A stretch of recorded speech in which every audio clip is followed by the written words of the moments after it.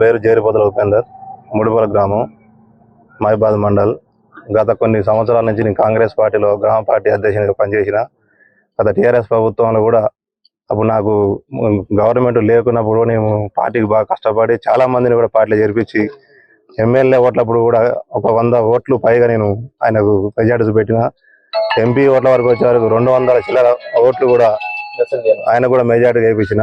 ఈరోజు సర్పంచ్గా బీసీకి అవకాశం వస్తే ఇక్కడ నాకాడ ఇప్పుడు కొత్త హేమంత్ అనే వ్యక్తి గవర్నమెంట్ హాస్పిటల్లో ఒక డ్యూటీ చేసుకుంటూ కూడా ఇక్కడికి వచ్చి నాకు సర్పంచ్ పోస్ట్ కూడా కావాలని నాతో పోటీ పడి ఆ పోటీలో ఇద్దరం కూడా చాలా అంటే మామూలుగా ఒక గ్రామ పెద్ద మనుషులు ఇప్పుడు ఇక్కడ మా ఎంపీటీసీ మండల పార్టీ అధ్యక్షుడు ఆయనకు కూడా నేను చెప్పిన, నేను కష్టపడ్డా, నాకు కావాలి అన్ని అంటే కూడా సరే వాళ్ళు అందరితో చూసుకుందాం అన్నప్పుడు నేను అందరు కూడబెట్టిన తర్వాత చాలా మంది కూడా వద్దు ఆయన కష్టపడడానికి ఇద్దామంటే ఆయనకు ఓటింగ్ పెడితే సమానంగా వచ్చినాయి.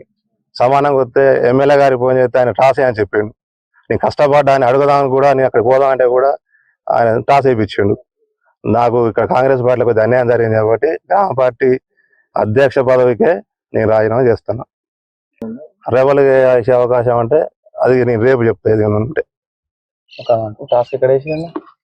ఇక్కడ మనం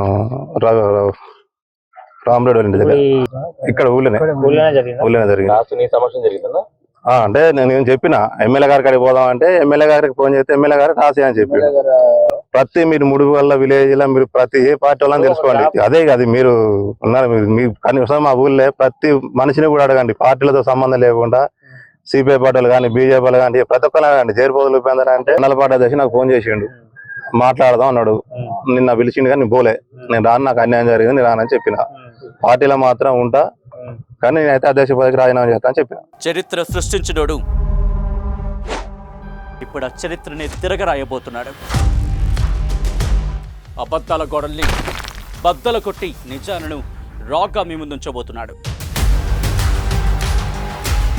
నిజమైన వార్తల కోసం వెంటనే డౌన్లోడ్ చేసుకోండి రా యాప్ని.